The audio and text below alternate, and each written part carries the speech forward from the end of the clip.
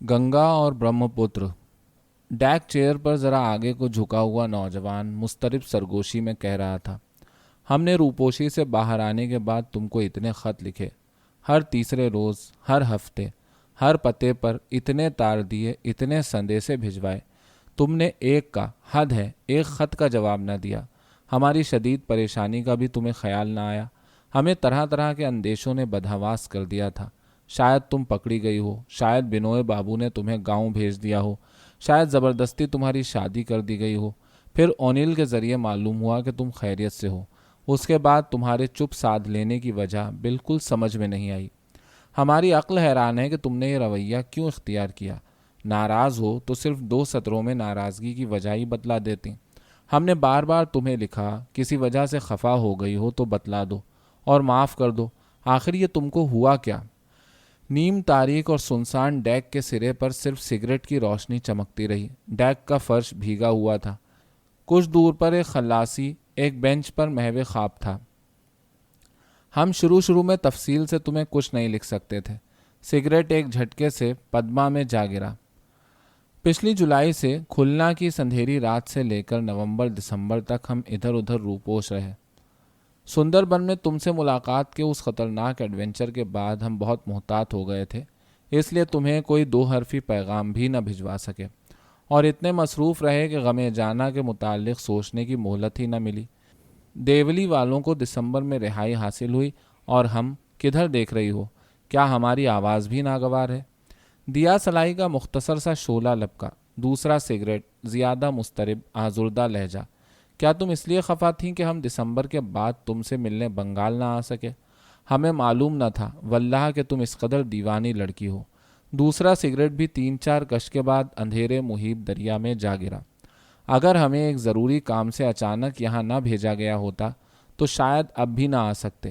کیا تم دوسرے گروپ سے جا ملی ہو؟ جہاز نرم روی سے آگے بڑھتا رہا۔ کیا مجھے تم سے خفا نہیں ہونا چاہیے؟ میرے ساتھ یہ رویہ اختیار کرنے کی آخر؟ اوہ ڈیم یو!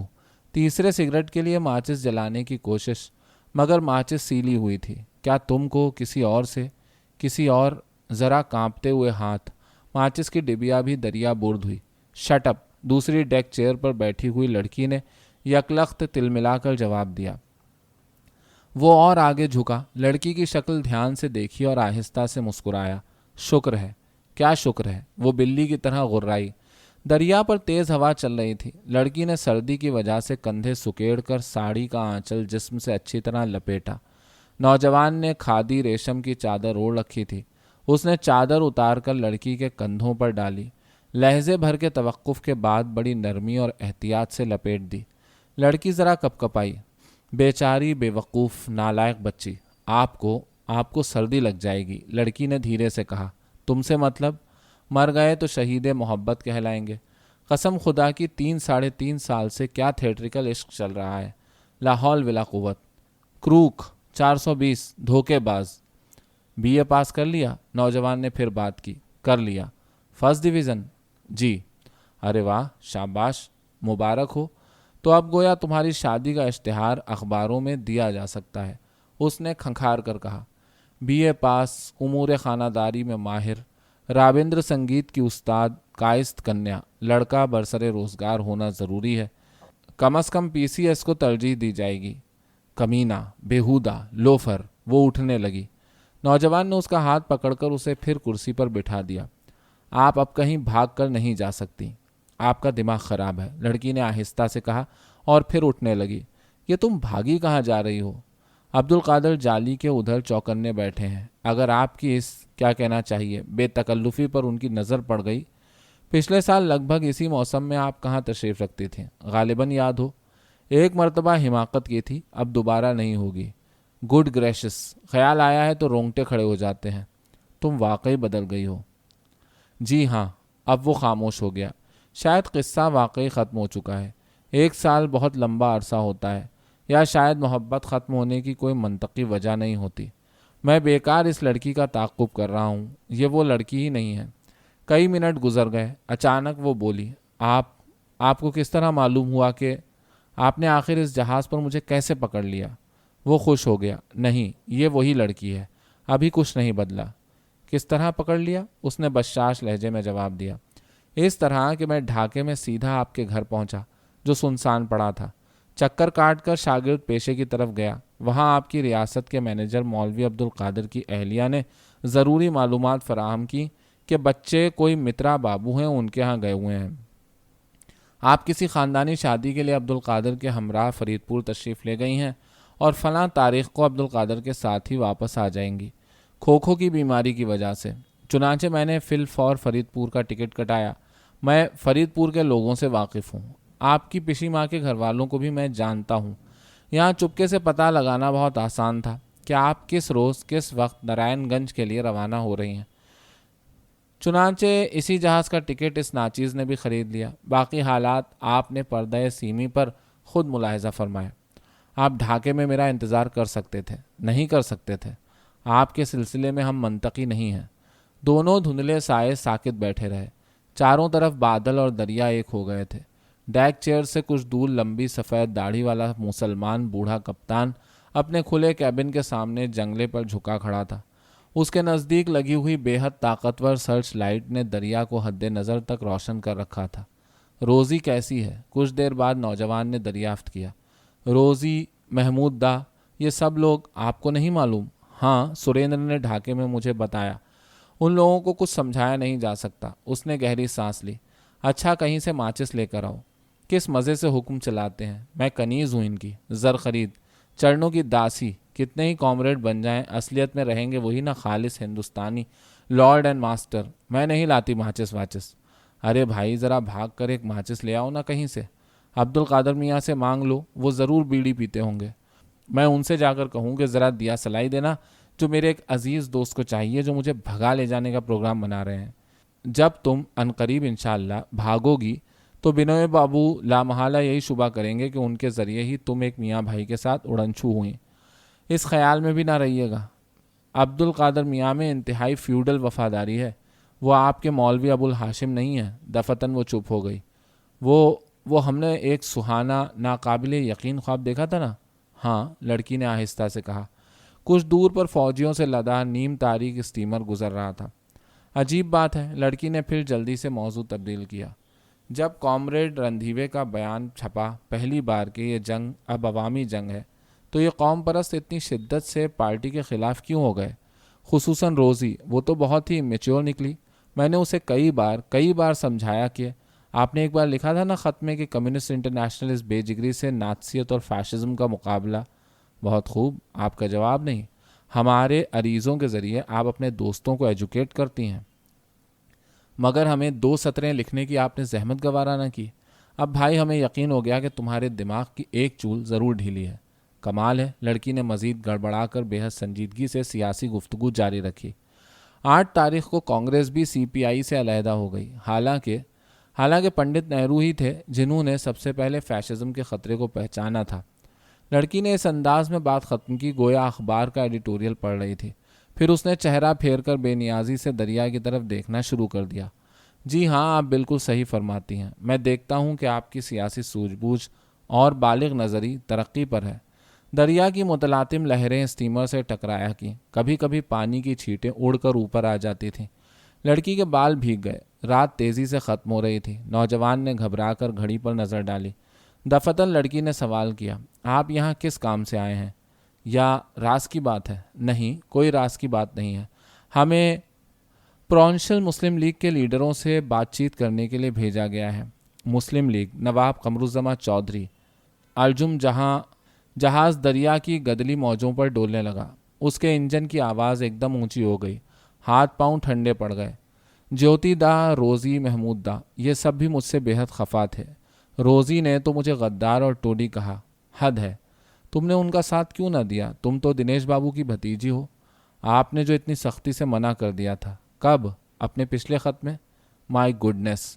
لڑکی نے اور زیادہ ہڑبڑا کر سر جھکا لیا۔ حالانکہ مجھے اتنی شرمندگی سی تھی کہ میں کاکا کو لیٹ ڈاؤن کر رہی ہوں۔ مائی گڈنس! نوجوان نے دہرایا۔ پھر اس نے آگے جھک کر پوچھا، کیوں خفا تھیں؟ ہمارے خطوں کا جواب کیوں نہیں دیتی تھیں؟ وہ اٹھ کھڑی ہوئی۔ نوجوان بھی اٹھا اور چاروں طرف نظر ڈالی۔ اس پرسکون جہاز کو دیکھ کر کون کہہ سکتا ہے کہ اس وقت سارے دیس میں آگ لگ رہی ہے؟ اس نے ملول آواز میں کہا۔ लड़की जाकर सर्च लाइट के नज़दीक खड़ी हो गई। वो भी उसके बराबर आ गया।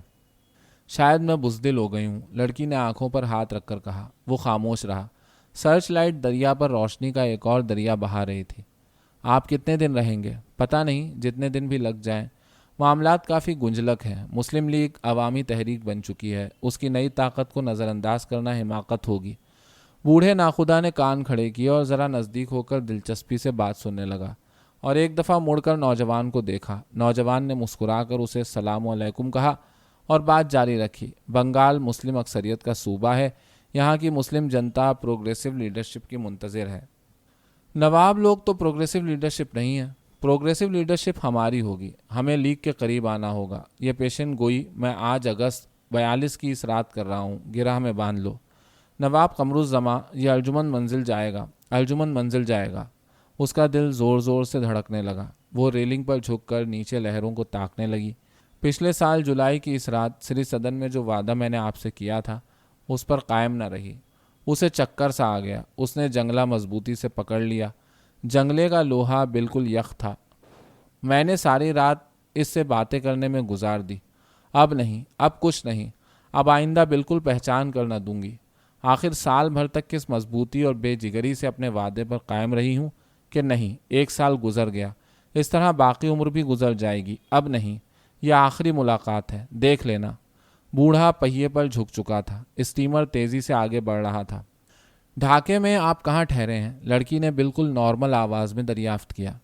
उमा के यहाँ। वो हंसा। एक ज़माना था कि वुडलैंड में हमारे फरिश्ते तक न भटक सकते थे। नहीं, खैर, हमारा एक फरिश्ता तो फटका था। उसने प्यार से लड़की के बालों को छुआ।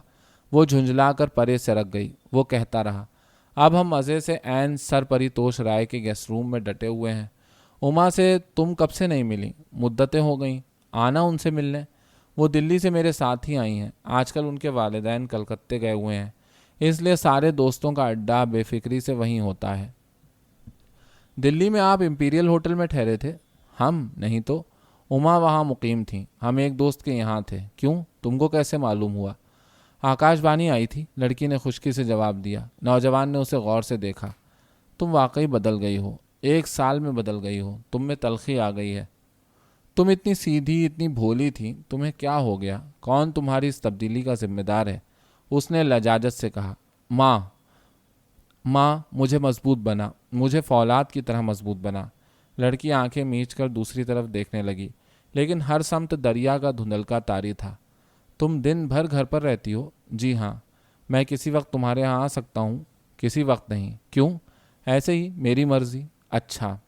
स्टीमर अब दरिया के मोड़ से गुजर चुका था। मल्लाह ने पहिया घुमाना ख़त्म कर दिया। सामने रोशनी का रास्ता बेहद वसी हो गया। वो दोनों जंगले पर झुके दरिया की मुनव्वर लहरों को तकते रहे। गहरा मुतलातिम दरिया, मुनव्वर पानी, हद नज़र तक रोशन, चारों खोट पानी। इब्तिदा में खला था और तारीकी और खुदा की रूह पानियों पर डोलती थी। यह तख्लीक़ कायनात की रात थी, और खुदा ने कहा रोशनी, और रोशनी हो गई। और खुदा ने देखा कि रोशनी अच्छी है, और खुदा ने रोशनी को तारीकी से जुदा किया और आदम व हव्वा को बनाया और एक दूसरे के रहमो करम पर छोड़ दिया। आदम व हव्वा स्टीमर के जंगले पर झुके खड़े हैं। इस तारे को और आगे ले जाऊं तो ये बुजुर्ग कप्तान हजरत नूह हैं, जो हम दोनों को न जाने कौन से अरारात की समत लिए जा रहे हैं। नौजवान ज़ेरे लब मुस्कुराया। रोशनी और तारीकी, मौत व हयात, दुख और सुख, फिराक और विसाल, जुनू और खिरद। संगम तो ग्वालंदू घाट से परे बहुत दूर रह गया। गंगा और ब्रह्मपुत्र की लहरों से बना ये दरिया, इसके पानियों में गंगा कौन सी है और ब्रह्मपुत्र कौन है? लड़की को जोर की छींक आई। वो उसकी तरफ मुड़ा। वो सूं सूं कर रही थी। तुम्हें सर्दी लग जाएगी, चलो अंदर चलें। नौजवान ने मुतफक्किर होकर कहा। नहीं, मैं तो यहीं खड़ी रहूंगी, लड़की ने जिद से जवाब दिया। फिर वो एकदम खिलखिलाकर हंसने लगी, फिर फौरन संजीदा हो गई। वो उसे हंसता देखकर मसरूर हुआ और ख़ुद भी कहकहा लगाकर हंसने लगा। फिर उसने आहिस्ता से रेलिंग पर रखे हुए लड़की के हाथ पर अपना हाथ रख दिया। लड़की ने अपना हाथ नहीं हटाया। साहिली बत्तियां धुंधलके में टिमटिमा कर गुजर चुकी थीं। नारायणगंज की रोशनियां करीब आती गईं। स्टीमर मसरूफ़ बंदरगाह के उजाले में दाखिल हुआ। नारायणगंज सामने जगमगा रहा था। नारायणगंज, उसकी गलियों की नहरों पर चलती कश्तियाँ, जूट स्टेशन, گہما گہمی باہر اندھیرے میں چھپی کچی سڑکیں، نیم شکستہ مغل پل، کھیت، طویل اندھیری شاہراہ جس کے سرے پر ڈھاکہ ہمیشہ کی طرح منتظر ملے گا، شفیق محفوظ معمون شہر۔ دنیا متزلزل ہو چکی تھی مگر شاید موجود تھی، مسرت کا وجود بھی تھا، ملنا ممکن تھا۔ آخر دنیا میں ایسے لوگ بھی موجود ہوں گے جنہیں چین اور خوشی میسر ہے، اور مسرت کے حصول میں خود غرضی گناہ ہے۔ لڑکی نے ہوا سے بچنے کے لیے کھادی سلک کی دوہری چادر مضبوطی سے اپنے شانوں کے گرد لپیٹ لی۔